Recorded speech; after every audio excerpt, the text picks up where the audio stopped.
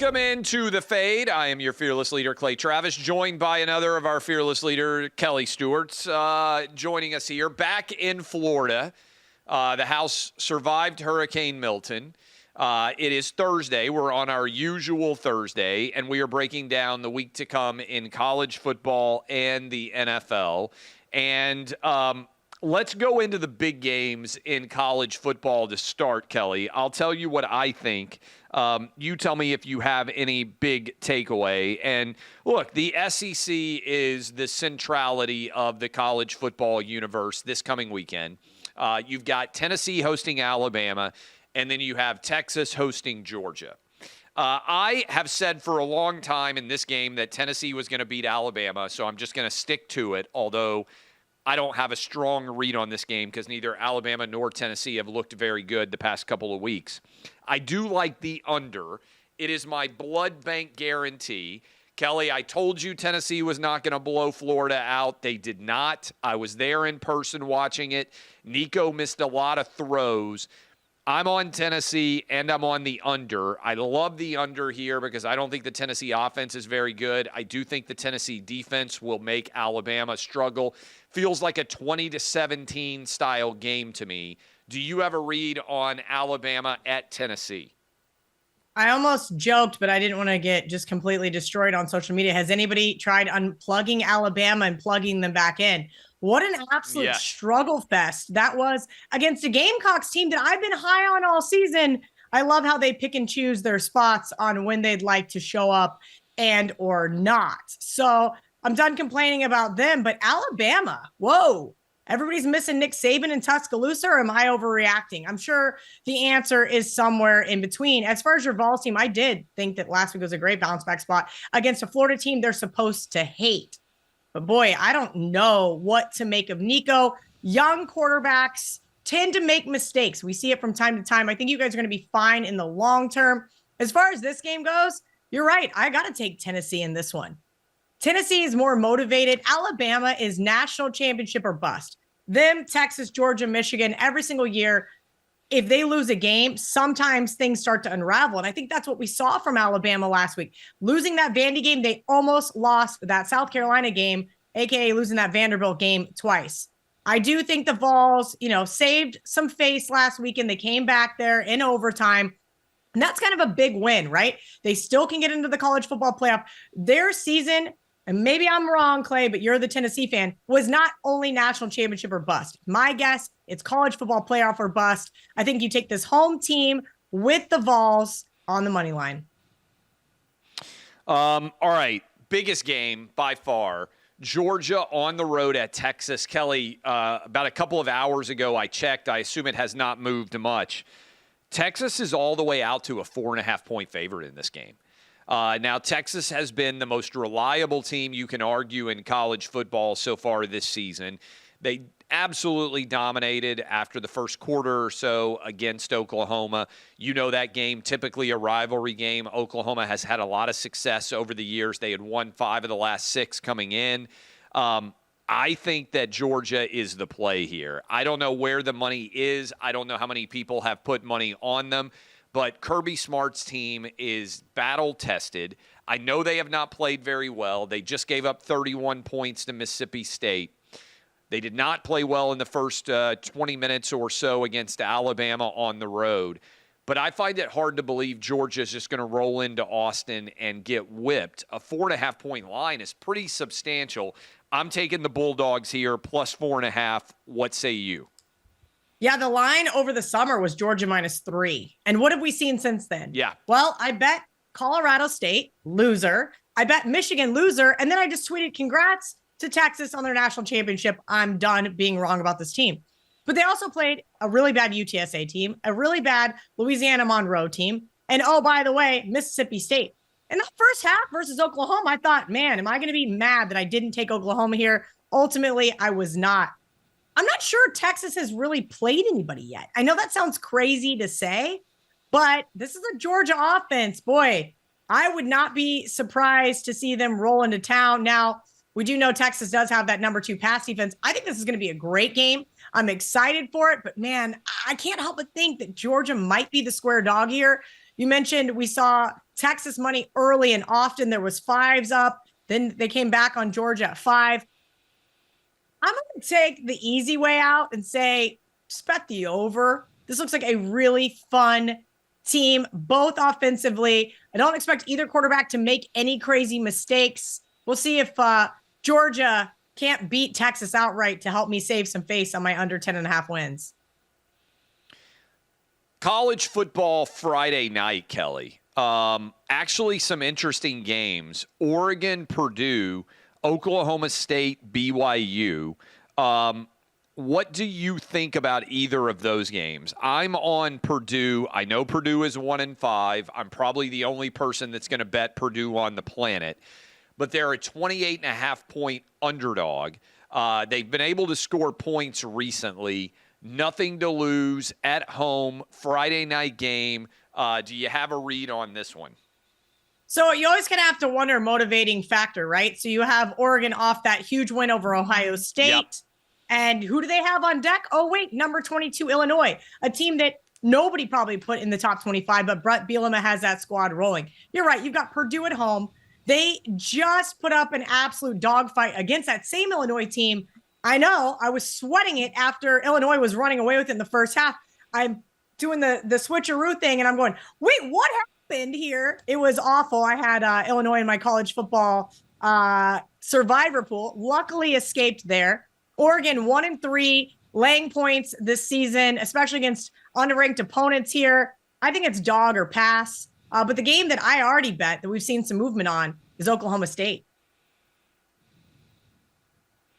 What do you like about Oklahoma State? Because I toyed around with taking them against BYU. BYU is 6-0. First place, you're a Big 12 person because you're a Kansas State fan. What do you like about Oklahoma State going on the road at BYU? And BYU was out. They got to a double-digit lead. I mean, a favorite, right? And the numbers come back down to around 9.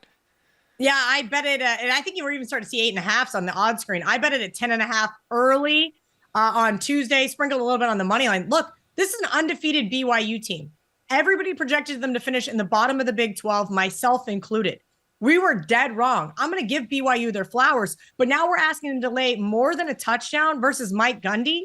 Now, look, the Cowboys have been really awful the last 3. They have not scored more than 21 points, but it sounds like they're going to move on from Alan Bowman here, which is why I think we saw some money come in on the Cowboys. So happy to see that Gundy's got it together. Hopefully he does not have a concussion from getting headbutted by one of his cows. I don't know if you saw that segment. It was absolutely hilarious, but I love kind of fading these 5-0 against the spread teams to kind of look and say, all right, this team has a little bit too much. Plus, you've got the Cowboys off a bye. I think Gundy gives the margin of error here less than, a touchdown. And hey, maybe the Cowboys can win it outright. We've seen some really nice upsets on Friday night. All right, let me hit you with a few. You tell me if you think I'm crazy. I've got Nebraska plus the points at Indiana, and I'm taking Louisville plus the points at home against Miami. Do you have a read in either of those? So I didn't end up playing either of those.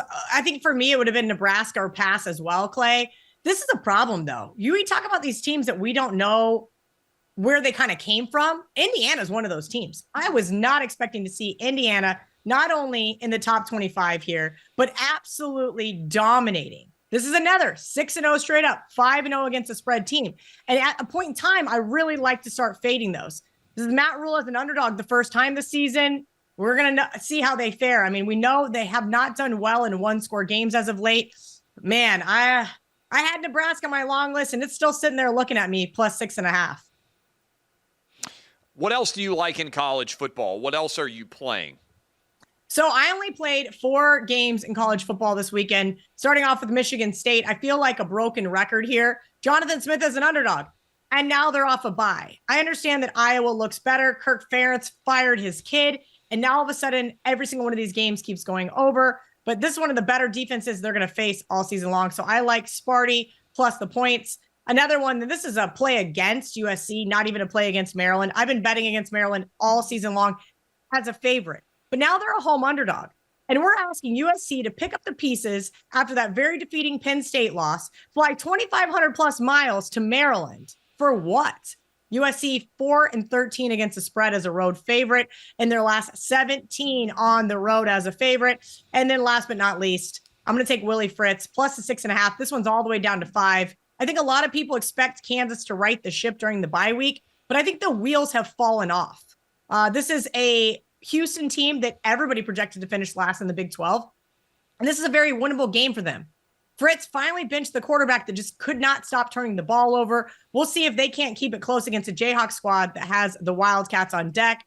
And last but not least, the double-digit dog that I like is North Texas plus the points. And of course, you got to sprinkle a little bit on the money line because we're betting against Memphis yet again. If you guys remember, we bet against them with Navy, who hung 56 on them. And that's because ultimately, I do not trust this Tigers defense. Mean Green's defense, not great. But boy, do they have the horses to be able to keep up with the Tigers. They can make a stop or two. They can cover this big number. They can make a stop or 3, and they can win this game outright. I agree with you on SC. I bet and took Maryland plus 7.5. I didn't bet any of those others. I mentioned my blood bank is the under on the Tennessee game against Alabama. I also really like the under in UCLA Rutgers. I actually like Auburn on the road against Mizzou and the under in that one as well. And I'm taking Mississippi State plus 17 as the home dog against Texas A&M. And also, I think Arkansas wins as the road underdog against LSU in what could be a big game in the SEC. Another one at night for Arkansas coming off the bye week, or LSU coming off a really tough, good overtime win against Ole Miss. I just think it's going to be hard for them to get up again. Those are basically my college football picks. They will be up soon at OutKick.com for everybody else who wants to check those. All right, let's go to the NFL. What do you like the most on the slate for the NFL this week, Kelly? I love the Minnesota Vikings here, Clay. We just watched the Detroit Lions go into Jerry World and absolutely dominate. But here's this Vikings team, no one's talking about them. We left them for dead in August, right? They had all of these injuries, including J.J. McCarthy, insert Sam Darnold. Everybody lets out like a loud groan. Kevin O'Connell is a really great coach, and I think we're really overlooking this team. I know Detroit money came in early. I laid 2.5. This one's down to 2, 1.5 in some spots. Look, I like this Lions team. I understand what we are going to see from them, but this Vikings defense is real. And this is a real revenge spot for a Minnesota team that's been absolutely owned by the Lions as of recently. I laid the 2.5 with Minnesota. I'm on the Vikings minus. I got them at 1.5 this morning. I'm with you. Vikings consistently underestimated. I had the over in that Lions Cowboys game, thanks to the Lions hitting. I had a decent week last week in the NFL, but I'm with you on the Vikings minus 1.5. Couple of others by OutKick 6-pack, Kelly. I've got 6 for you this week. I like the Patriots at the Jags, the under. Patriot defense has dominated. I kind of toyed around with taking the Jags, but they were out to a 5.5-point favorite, which felt too many for me given how Trevor Lawrence is playing. I'm taking the Bills minus a decent-sized number against the Titans. I think the Titans are a mess, and I think the Titans, they cost me last week. I thought they should have been able to beat the Colts at home. They couldn't do it. I think the Bills put them away. Texans-Packers, great game. C.J. Stroud against Jordan Love. I'm going to take the over. I like what both these offenses are doing. I'm not sure that the defenses are out there playing at an elite level. That's about 4 of my 6. What else are you liking, if anything, in the NFL? Yeah, you mentioned that Bills pick. That's where I was kind of leaning towards in Survivor. Man, it's tough. You watch this Titans team and you think, how on earth can they beat Buffalo? I'm sure they'll find a way if I use the Bills in Survivor this week, though, because this Titans defense is really good. Man, I cannot back them, though, with Will Levis under center. I don't understand why they're not moving on from him. A couple other ones that I had circled on my long list to kind of take a peek at, maybe the Seattle Seahawks. We'll see kind of what they've got going on over there. I understand Kirk Cousins has been absolutely just humming with this offense. But this is a pretty solid Seattle defense. We'll see what Geno Smith has up his sleeve. He seems to play better on the road, I feel like, than he does at home. But they are on 2 back-to-backs there. That would be the Falcons. So kind of looking at that one on my long list. And then one other game that I did bet, Monday Night Football. I took the Tampa Bay Bucks plus 3.5 over Ariel Epstein's Ravens. We are going to be at that game. Look, this is a Ravens offense that I'm not sure how they're going to match up against Tampa Bay's defense. You cannot run against Tampa Bay. So they're going to ask Lamar Jackson to throw it. I'm not sure that is going to be a great idea either. Now, what worked for the Broncos was dinking and dunking down the field, but that's not this Ravens offense. But more importantly, it's a Ravens non-conference road game, short week, and then who do they have on deck? Oh, that's right, the Cleveland Browns. Whether they're awful or not, you still get the most from the Ravens in the division. They've got a long road ahead here. I'm not sure they care much about playing a game in Tampa Bay. Little emotional thing here as well to think about. Raymond James Stadium a week ago, Clay, looked like it was a lake. I was all over social media trying to figure out if this game was even going to be played. We know that the Bucks left on Tuesday for the Saints game there on Monday Night Football, or excuse me, Sunday afternoon football. Bucks ultimately end up getting it done. I think they get it done for the hometown crowd here on Monday night as well.